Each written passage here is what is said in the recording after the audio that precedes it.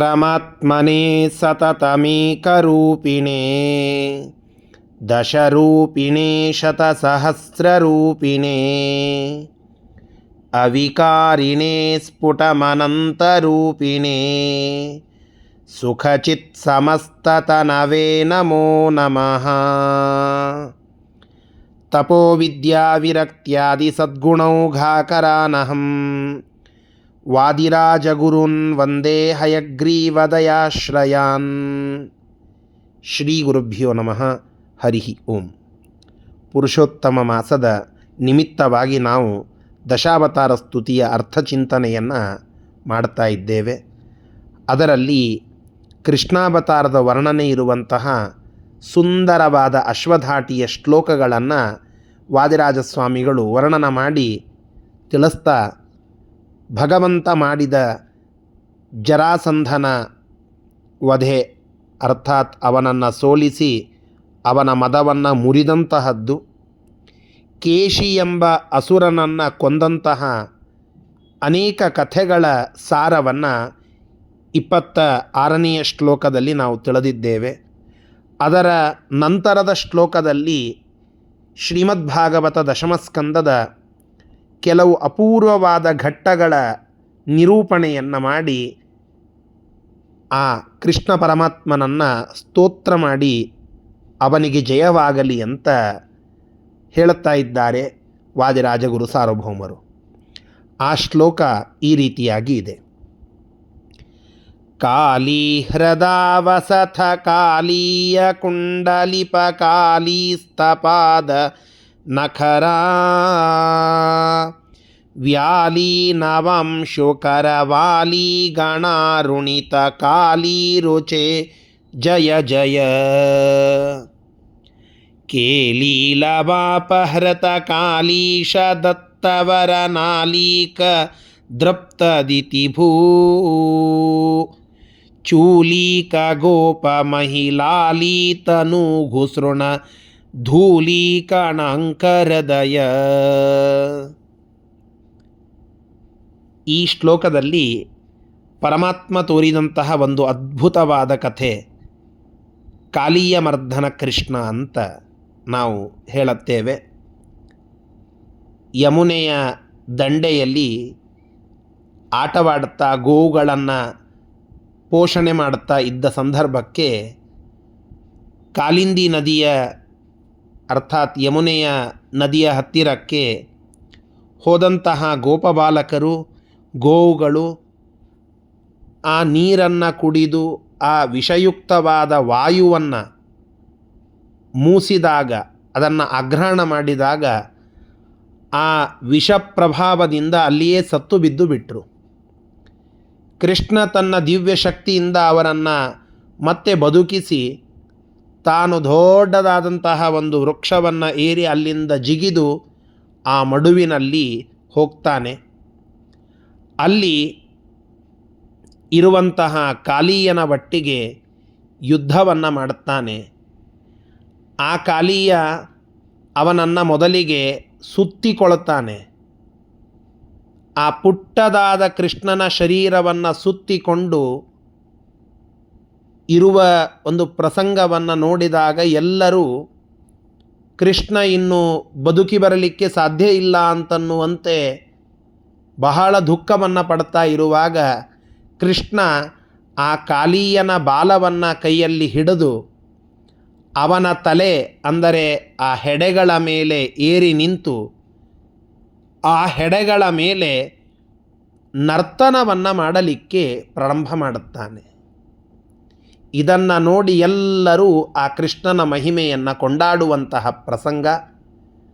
ಭಗವಂತನ ಪಾದಗಳಲ್ಲಿ ಇರುವ ಅದ್ಭುತವಾದ ಚಿಹ್ನೆಗಳೆಲ್ಲ ಆ ಕಾಳೀಯನ ಹೆಡೆಗಳ ಮೇಲೆ ಮೂಡುತ್ತವೆ. ಕಾಳೀಯನ ಹೆಂಡತಿಯರೆಲ್ಲ ಬಂದು ಭಗವಂತನಿಗೆ ಪ್ರಾರ್ಥನೆ ಮಾಡಿದಾಗ, ಕಾಳೀಯನು ಶರಣಾಗತಿಯನ್ನು ತೋರಿದಾಗ ಭಗವಂತ ಅವರಿಗೆ ಅನುಗ್ರಹವನ್ನು ಮಾಡುತ್ತಾನೆ ಎಂಬುದಾಗಿ ನಾವು ಪರಮಾತ್ಮನ ದಿವ್ಯವಾದ ಒಂದು ಕಥೆ ಕಾಳಿಯ ಮರ್ದನ ಮಾಡಿದಂತಹ ಪ್ರಸಂಗವನ್ನು ಕೇಳುತ್ತೇವೆ. ಅದನ್ನು ತುಂಬ ಕಾವ್ಯಾತ್ಮಕವಾಗಿ ಚಮತ್ಕಾರ ರೀತಿಯಿಂದ ವಾದಿರಾಜ ಸ್ವಾಮಿಗಳು ಹೇಳುತ್ತಾ, ಯಮುನೆಯ ದಂಡೆಯಲ್ಲಿ ಆ ಕಾಲಿಂದಿ ನದಿಯ ಮಡುವಿನಲ್ಲಿ ವಾಸವಾಗಿರುವಂತಹ ಕಾಲಿಯ ಎನ್ನುವಂತಹ ಸರ್ಪವನ್ನು ಮರ್ದನ ಮಾಡಿದಾಗ, ಅದರ ಹೆಡೆಗಳ ಮೇಲೆ ತನ್ನ ಕಾಲನ್ನು ಇಟ್ಟು ನರ್ತನ ಮಾಡಿದಾಗ ಕೃಷ್ಣನ ಕೋಮಲವಾದ ರಾಗರಂಜಿತವಾದ ಪಾದ, ಆ ಪಾದ ನಖಗಳ ಕಾಂತಿ ಅದು ನೀರಿನೊಳಗೆ ಪ್ರತಿಫಲವಾಯಿತು. ಆ ಪ್ರತಿಫಲಿತವಾದ ಬಣ್ಣವೇ ಕಪ್ಪಾಗಿರುವಂತಹ ಯಮುನೆಯನ್ನು ಕೆಂಪಾಗುವಂತೆ ಮಾಡಿತು ಅಂತ. ಗಂಗಾ ನದಿ ಇದು ತುಂಬ ಶುಭ್ರವಾಗಿ ಬಿಳಿಯಾಗಿ ಕಾಣುವಂತಹದ್ದು. ಯಮುನಾ ನದಿ ಇದು ಕಪ್ಪಾದಂತಹ ನೀರು. ವೇದ ಇದನ್ನು ಹೇಳುವಾಗ ಸಿತಾಸಿತೆ ಸರಿತೆ ಯತ್ರ ಸಂಗತೆ ಎಂಬ ರಚದನ್ನು ನಾವು ಕೇಳುವಾಗ, ಸಿತ ಶುಭ್ರವಾದ, ಸಿತ ಅಂದರೆ ಬಿಳಿಯಾದ ಗಂಗಾ ನದಿ, ಅಸೀತೆ ಕಪ್ಪಾದ ಯಮುನಾ ನದಿ, ಇವೆರಡರ ಸಂಗಮ, ಗಂಗಾ ಯಮುನಾ ಸಂಗಮ ಅನ್ನುವುದನ್ನು ಸೂಚನೆ ಮಾಡುವುದಕ್ಕೆ ಸಿತಾಸಿತೆ ಸರಿತೆ ಅಂತ ವೇದ ಹೇಳುತ್ತದೆ.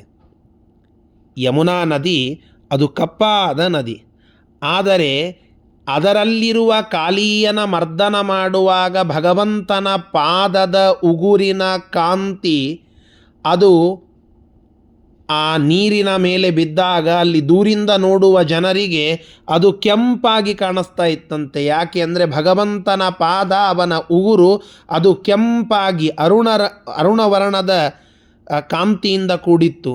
ಅದರ ಫಲವಾಗಿ ಕಪ್ಪು ನೀರು ಕೆಂಪಾಯಿತು ಅಂತ ಕಾಳಿಯ ಮರ್ದನ ಕೃಷ್ಣನ ವರ್ಣನೆ.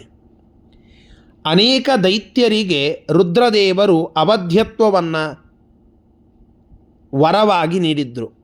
ಅಂತಹ ಉದ್ಧಟರಾದ ಎಲ್ಲ ದೈತ್ಯರು ಬಂದು ಕೃಷ್ಣನನ್ನು ಕೊಲ್ಲಬೇಕು ಅಂತ ಪ್ರಯತ್ನ ಮಾಡಿದಾಗ, ಅನೇಕ ರಾಕ್ಷಸರು ಅವರೆಲ್ಲ ಅಲ್ಲಿಗೆ ಬಂದಾಗ ಅವರೆಲ್ಲರನ್ನ ತನ್ನ ಲೀಲೆಯಿಂದಲೇ ಅವರ ಶಿರಸ್ಸನ್ನು ಕಡೆದು ಅವರನ್ನು ಸೋಲಿಸಿ ಸಂಹಾರ ಮಾಡಿ ತಾನು ಸರ್ವೋತ್ತಮ ಅಂತನ್ನುವ ಪ್ರಮೇಯವನ್ನು ಸ್ಫುಟ ಮಾಡಿದ್ದಾನೆ ಕೃಷ್ಣ. ಗೋಪಿಕಾ ಸ್ತ್ರೀಯರಿಗೆಲ್ಲ ಕೃಷ್ಣ ಅಂದರೆ ಪಂಚಪ್ರಾಣ. ಆ ಕೃಷ್ಣನ ಆಲಿಂಗನವನ್ನು ಮಾಡಿಕೊಂಡ್ರೆ ಅವರು ಮೈಮರೆತು ನಿಲ್ತಿದ್ರು. ಅಷ್ಟು ಆ ಕೃಷ್ಣನ ಮೇಲೆ ದಿವ್ಯವಾದಂತಹ ಒಂದು ಪ್ರೇಮ. ಅಂತಹ ಗೋಪಿಕಾ ಸ್ತ್ರೀಯರ ಆಲಿಂಗನದಿಂದ ಅವರು ತಮ್ಮ ದೇಹಕ್ಕೆ ಹಚ್ಚಿಕೊಂಡಿದ್ದ ಗಂಧ, ಅದರ ಕಣಗಳು ಅದು ಕೃಷ್ಣನ ದೇಹಕ್ಕೆ ಸೇರ್ತಾ ಇವೆ. ಅಂದರು ಅಷ್ಟು ಆ ಗೋಪಿಕಾ ಸ್ತ್ರೀಯರ ಆತ್ಮೀಯವಾದ ಆಲಿಂಗನವನ್ನು ಅನುಭವಿಸ್ತಾ ಇದ್ದಾನೆ ಕೃಷ್ಣ. ಇಂತಹ ಗೋಪೀವಲ್ಲಭನಾದ, ಕಾಲಿಯ ಮರ್ದನನಾದ, ದೈತ್ಯ ಸಂಹಾರಕನಾದ ಕೃಷ್ಣನಿಗೆ ಜಯ ಜಯ ಜಯವಾಗಲಿ ಎಂಬುದಾಗಿ ವಾದಿರಾಜಸ್ವಾಮಿಗಳು ಸ್ತೋತ್ರವನ್ನು ಮಾಡುತ್ತಾ ಇರೋದು. ಇದರ ಶಬ್ದಶಃ ಅರ್ಥವನ್ನು ಈಗ ನೋಡೋಣ. ಕಾಲಿ ಹೃದಾವಸಥ. ಕಾಲಿ ಅಂದರೆ ಕಾಲಿಂದಿ ಅಂತ ಅರ್ಥ. ಕಾಲಿಂದಿ ಎನ್ನುವಂತಹ ಆ ಯಮುನೆಯ, ಆ ಯಮುನಾ ನದಿಯ ಮಡು. ಹೃದ ಅಂದರೆ ಮಡು. ಕಾಲಿ ಹೃದ ಅಂದರೆ ಆ ಯಮುನೆಯ ಮಡು. ಅದರಲ್ಲಿ ಅವಸಥ ಮನೆ ಮಾಡಿ ನೆಲೆ ನಿಂತಿರುವಂತಹ ಯಾರು? ಕಾಲಿಯ ಕುಂಡಲಿಪ. ಕಾಲಿಯ ಅನ್ನುವಂತಹ ಸರ್ಪರಾಜ, ಗರುಡನ ಅಂಜಿಕೆಗೆ ಗರುಡ ಬಾರದ ಸ್ಥಳವಾದ ಆ ಕಾಲಿಂದಿ ನದಿಯ ಮಧ್ಯದ ಮಡುವಿನಲ್ಲಿ ವಾಸವಾಗಿದ್ದ ಆ ಕಾಲಿಯ ಅನ್ನುವಂತಹ ಒಂದು ಸರ್ಪ. ಕುಂಡಲಿಪ ಅಂದರೆ ಸರ್ಪ ಒಡೆಯ, ಸರ್ಪರಾಜ. ಅಂತಹ ಆ ಸರ್ಪರಾಜನ, ಯಮುನಾ ನದಿಯ ಮಧ್ಯದಲ್ಲಿ ಮನೆ ಮಾಡಿದ ಕಾಲಿಯನೆಂಬ ಹಾವಿನ ರಾಜನ ಕಾಲಿಸ್ಥ, ಕ ಪ್ಲಸ್ ಆಲಿಸ್ಥ. ಕ ಅನ್ನುವುದಕ್ಕೆ ಸಂಸ್ಕೃತದ ಏಕಾಕ್ಷರಿ ಕೋಶ 10 ಭಿನ್ನ ಭಿನ್ನವಾದ ಅರ್ಥಗಳನ್ನು ನಮಗೆ ನೀಡುತ್ತದೆ. ಬೇರೆ ಬೇರೆಯಾದ ಅರ್ಥ. ಕ ಅನ್ನುವುದಕ್ಕೆ ಬ್ರಹ್ಮ ಅಂತ ಅರ್ಥ, ಕ ಅಂತಂದರೆ ವಿಷ್ಣು ಅಂತ ಅರ್ಥ, ಕ ಅಂದರೆ ನೀರು ಅಂತ ಅರ್ಥ, ಕ ಅಂದರೆ ವಾಯು ಅಂತ ಅರ್ಥ. ಕಹ ಅನ್ನುವ ಶಬ್ದಕ್ಕೆ ಯಾರು ಅಥವಾ ಯಾವುದು, ಈ ರೀತಿಯಲ್ಲಿ ಪ್ರಶ್ನಾರ್ಥಕ ಅರ್ಥವೂ ಉಂಟು. ಹಾಗೆಯೇ ಕ ಅನ್ನೋದು ತಲೆ, ಶಿರಸ್ಸು ಅನ್ನುವ ಅರ್ಥವನ್ನು ಕೊಡುವಂತಹ ಒಂದು ಶಬ್ದ.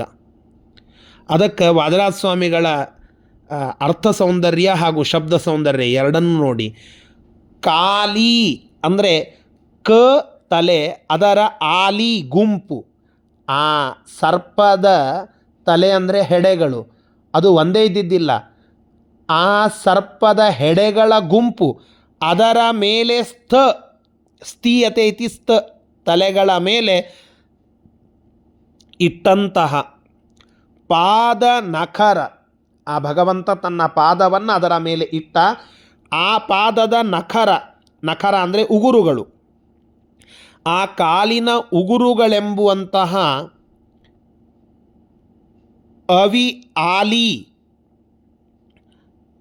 ಅಂದರೆ ಸೂರ್ಯನ ಒಂದು ಗುಂಪು.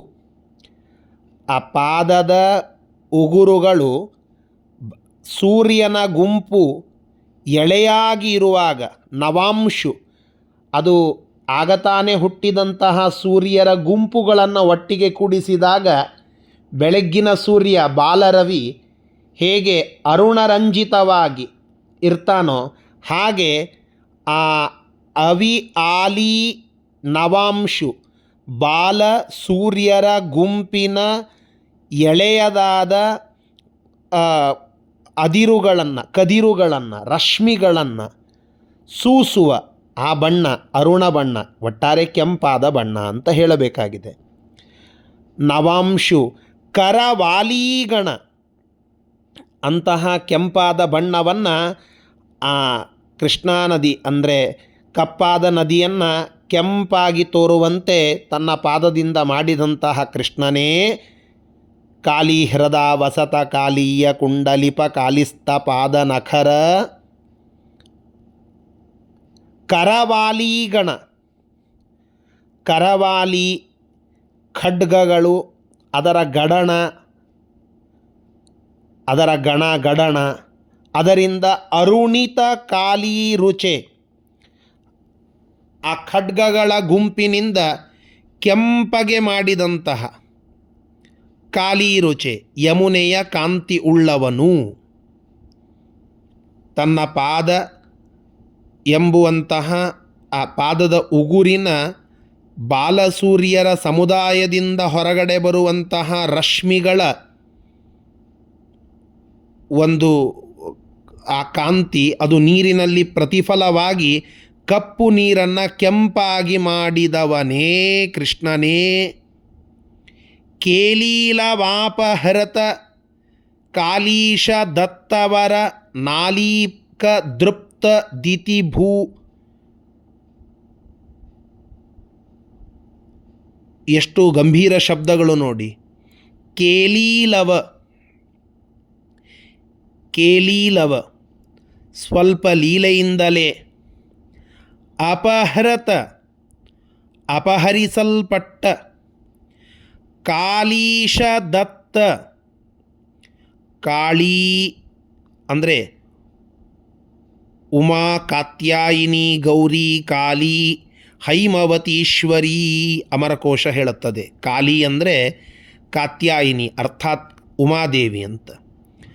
ಆ ಉಮಾದೇವಿಗೆ ಕಾಳಿ ಇವಳಿಗೆ ಈಶ ಒಡೆಯ, ಯಾರು ರುದ್ರದೇವರು, ಅವರಿಂದ ದತ್ತ ಕೊಟ್ಟ ವರಗಳ ನಾಲೀಕ ದೃಪ್ತ, ನ ಪ್ಲಸ್ ಆಲೀಕ ನಾಲೀಕ, ಅವರಿಂದ ಕೊಡಲ್ಪಟ್ಟ ಸಹಜವಾದ ವರ. ನಾಲೀಕ ವರ ಅಂದರೆ ಸಹಜವಾದ ವರದಿಂದ, ಅತಿ ಪ್ರಿಯವಾದ ವರದಿಂದ, ದೃಪ್ತ ಮದೋನ್ಮತ್ತರಾದ, ದಿತಿಭೂಚೂಲೀಕ, ದಿತಿಯ ಮಕ್ಕಳು, ದಿತಿಯಿಂದ ಹುಟ್ಟಿದವರು ದೈತ್ಯರು, ಅವರ ಚೂಲೀಕ, ಅವರ ಶಿರಗಳನ್ನು ಕಡೆದು ಅವರ ಸಂಹಾರವನ್ನು ಮಾಡಿದವನು ಅಂತವನೇ.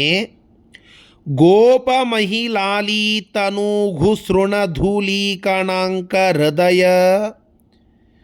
ಗೋಪ ಗೋಪಿಯರ, ಮಹಿಲಾಲಿ ಅಂದರೆ ಗೋಪಿಕಾ ಸ್ತ್ರೀಯರ ಸಮುದಾಯ, ಅದರ ತನು ಘುಸೃಣ ಅವರ ದೇಹಕ್ಕೆ ಹಚ್ಚಿದ ಸುಗಂಧದ, ಧೂಲಿ ಅದರ ಕಣಗಳು, ಆ ಧೂಲಿ ಕಣಗಳು, ಆ ಗಂಧದ ಕಣಕಣಗಳು, ಅದನ್ನು ಅಂಕ ಚಿಹ್ನಿತವಾದ ಹೃದಯ ಎದೆಯನ್ನು ಉಳ್ಳವನೇ. ಇಂತಹ ಕೃಷ್ಣ, ಓ ಕೃಷ್ಣನೇ, ನಿನಗೆ ಜಯ ಜಯ, ಜಯವಾಗಲಿ. ಒಟ್ಟಿಗೆ ಇಲ್ಲಿ ಆ ಕಾಲೀಯ ಮರ್ದನ ಮಾಡಿದಂತಹ ಕೃಷ್ಣನ ಅಪೂರ್ವವಾದ ಒಂದು ಕಾವ್ಯಾತ್ಮಕ ವರ್ಣನೆಯನ್ನು, ಗೋಪಿಕಾ ಸ್ತ್ರೀಯರ ಜೊತೆಗೆ ರಾಸಕ್ರೀಡಾದಿಗಳನ್ನು ಮಾಡಿದಂತಹ ಕೃಷ್ಣನ ಅಪೂರ್ವವಾದ ವಿಷಯವನ್ನು, ಇವೆಲ್ಲದರ ಜೊತೆಗೆ ದುಷ್ಟ ಸಂಹಾರವನ್ನು ಮಾಡಿದಂತಹ ಕೃಷ್ಣನ ವರ್ಣನೆಯನ್ನು ಮಾಡಿ, ಇಂತಹ ಕೃಷ್ಣ ಉತ್ಕೃಷ್ಟನಾಗಿದ್ದಾನೆ, ಅವನಿಗೆ ಜಯವಾಗಲಿ ಅಂತ ವರ್ಣನೆಯನ್ನು ಮಾಡಿ ಹೇಳುತ್ತಾ ಇದ್ದಾರೆ. ಆ ಕೃಷ್ಣನ ಸ್ಮರಣೆಯನ್ನು ನಾವು ಕೂಡ ಮಾಡೋಣ.